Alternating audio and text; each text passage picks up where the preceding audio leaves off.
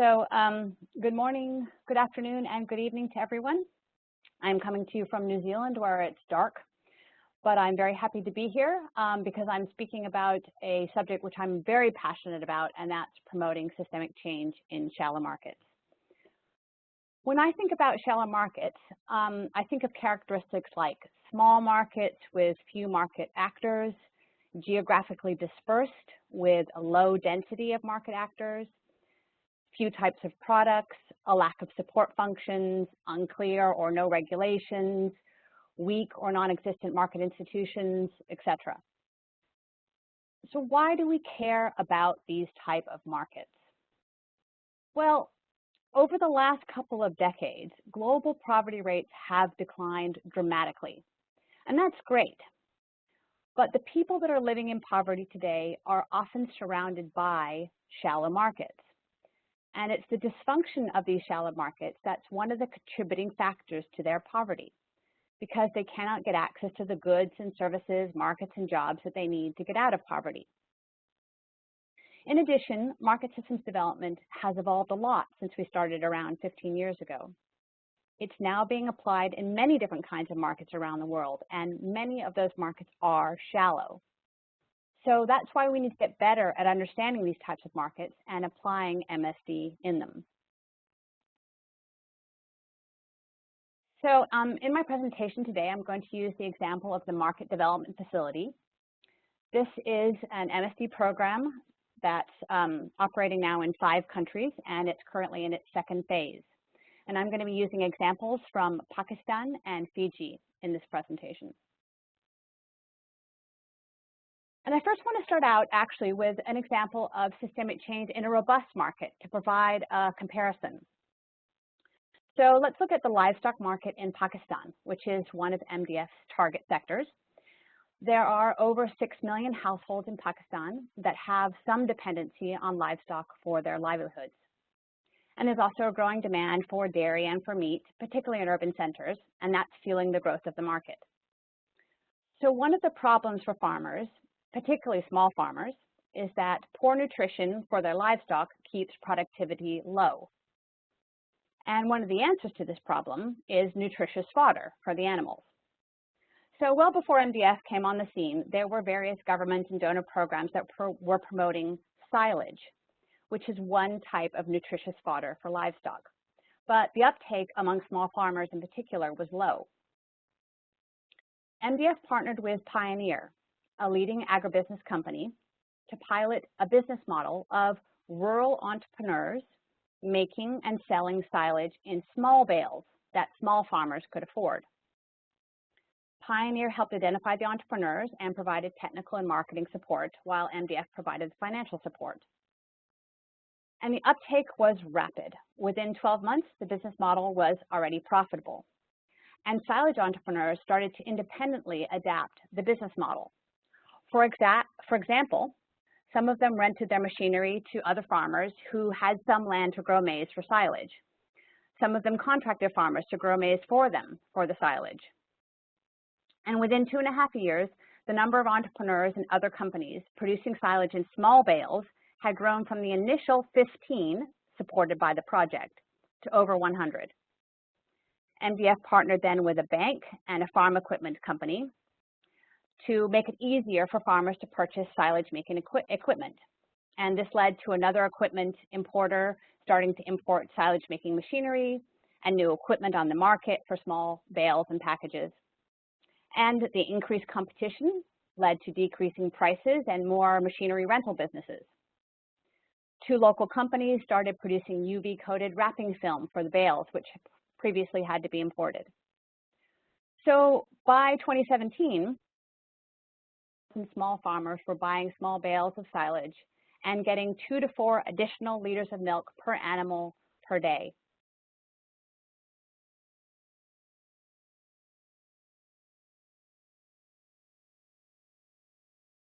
Livestock were saving 14 hours a week of manual, and the market was diversified.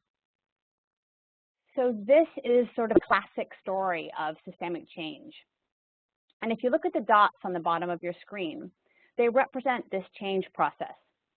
a single innovation that pulls behind it, crowding in, and then new products and services that make a market grow to be bigger, more diverse, and more inclusive. Okay, let's contrast this with the agricultural inputs market in Fiji. So ag inputs was part of a sector strategy in horticulture in MDF Fiji. The strategy overall aimed to enable small farmers to grow more and more in demand horticultural crops for export so that they could increase their incomes. And there are approximately 70,000 farming households in Fiji, and they're spread islands and many, many smaller ones. So the picture you see on your screen is when MDF started in 2011. There were very few types of agricultural inputs available. There was only one seed importer and one importer of crop care products. There were less than 20 retailers nationwide selling ag inputs, and their range was both expensive and limited. There were a few nurseries, but they were mostly donor-driven and set up to supply development projects. And the few retailers really had very limited reach. So if you were a farmer and you wanted to get ag inputs, you often had to travel pretty far to those few retailers, which was particularly difficult for women with limited time. The public sector was focused only on a few farmers in terms of ag inputs, mostly sugarcane, and their means of extension often only reached men. So in total, if we look at this picture, small farmers weren't really perceived as good business by input suppliers, by buyers, or by government. They were considered beneficiaries, not businesses. Over the next 6 years, MDF had about a dozen interventions in this market and lots of engagement with the market actors and with government. Initially, they focused their partnerships on diversifying the availability of ag inputs, so getting new ag inputs into the market. For example, they partnered with a large manufacturer of concrete who had a lime quarry and could produce agricultural lime locally, which improved soil quality. They partnered with a seedling provider to expand and focus on commercial sales, particularly for export-oriented products. They partnered with the first commercial tissue culture company in Fiji to provide quality planting materials.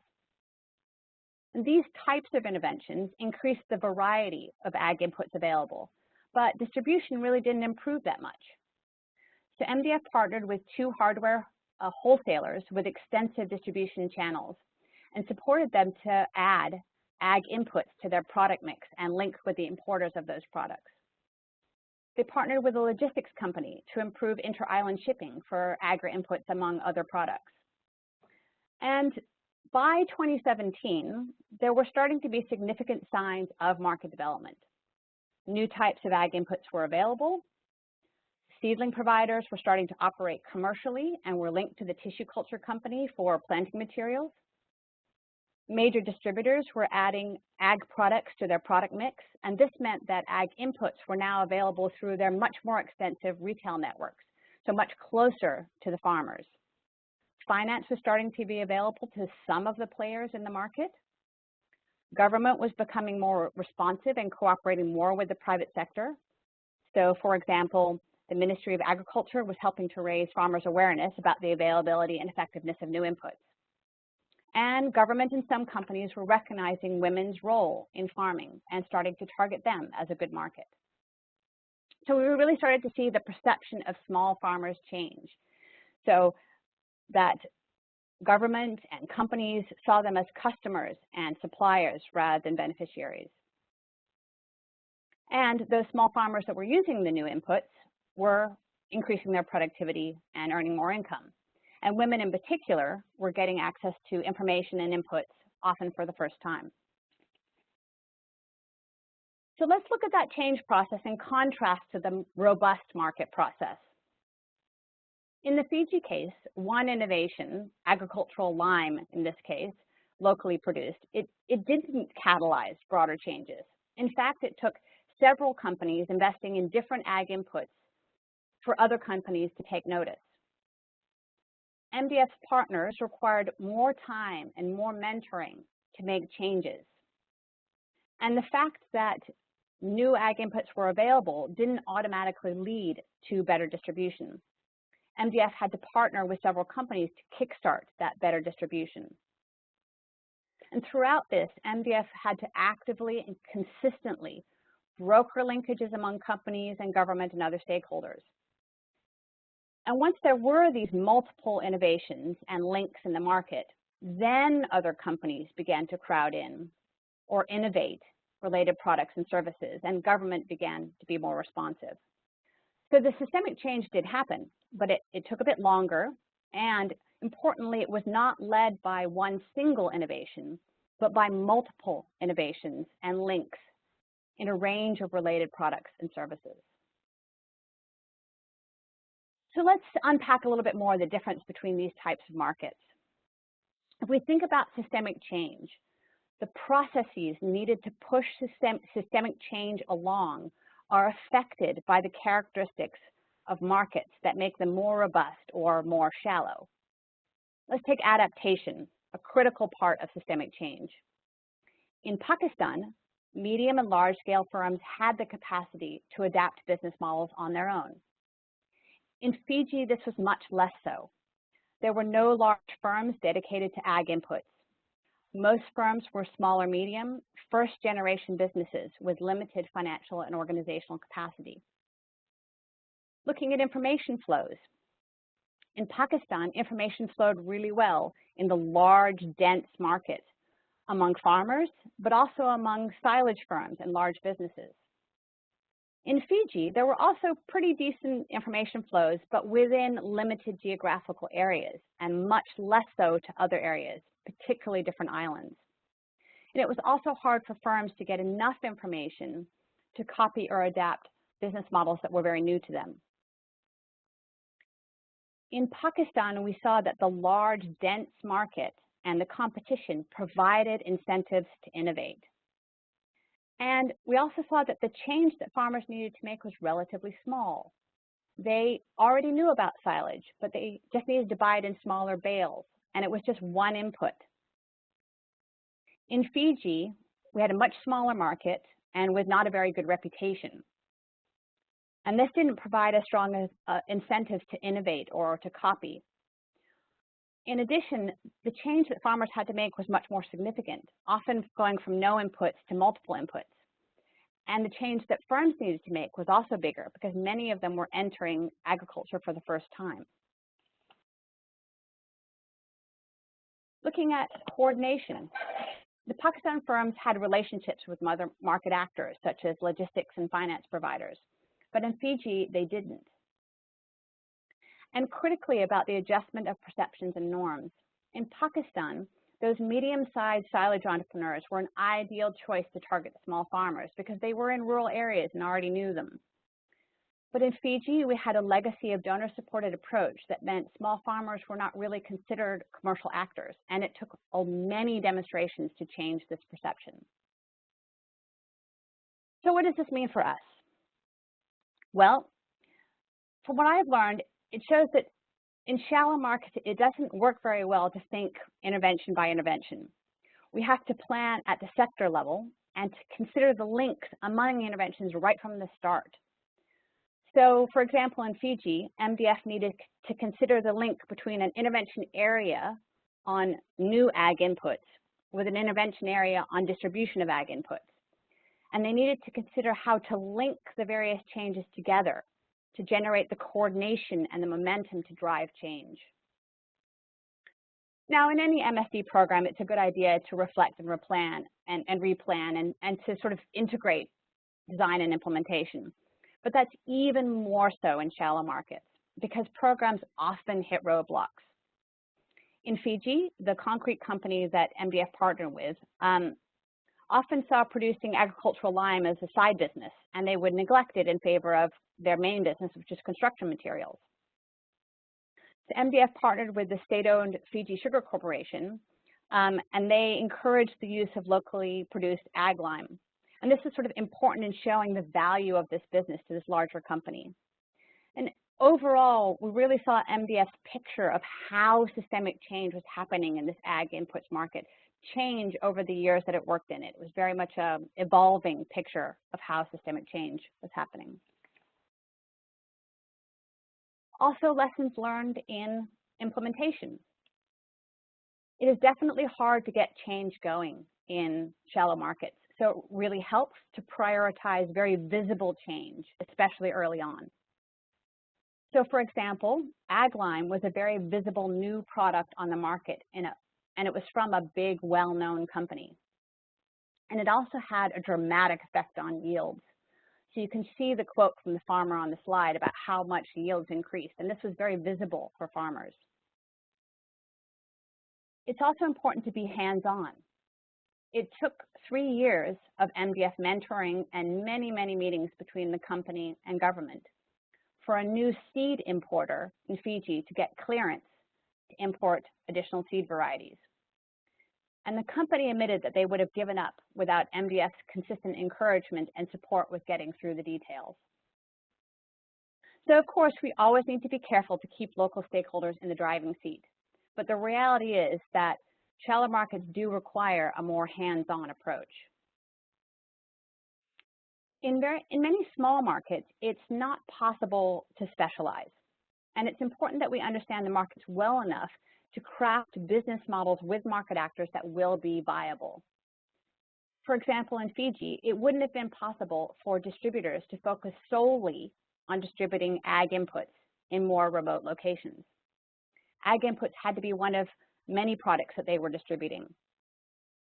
And MDF also looked outside of agriculture for businesses to fill different gaps, because there weren't often businesses in agriculture that could do that. In all MSD programs, we work with change agents and we encourage coordination, but that is, again, particularly important in shallow markets. We need to really think about how we link those interventions together. So for example, MDF actively linked innovative importers with innovative distributors. It linked change agents in companies to change agents in governments. So they got a multi-pronged change process happening. And this active coordination is really needed to push change in shallow markets. Okay, I want to close with just a few ideas on what I think we need to do differently or more in order to push our understanding in shallow markets. The first is that, in my experience, frameworks that focus on single interventions with an emphasis, for example, on crowding in, aren't very useful in shallow markets. We need frameworks that are built around this change process that we're seeing in shallow markets that's more multidimensional and that can help us unpack these markets and really think through how to influence them effectively. As part of that, we need better ways to track changes at different levels and to understand how different changes influence each other. We need to go beyond tracking change in behavior and performance and also look at issues like perceptions, information flows, relationships, capacity, and coordination in markets. And more than anything, we need to share our experiences more. Without a doubt, the process of systemic change in shallow markets is not as spectacular as in robust markets. So it often doesn't become the subject of case studies. And sometimes, actually, programs even have a hard time identifying if systemic change is happening because it happens in interlinked markets and more gradually. But we need to look for it. We need to share it more because if we can improve our understanding, this will contribute to our effectiveness, and we can reach those excluded populations that depend on shallow markets. So that's it for me. For more information, I put a link to the paper we wrote on this topic at the bottom.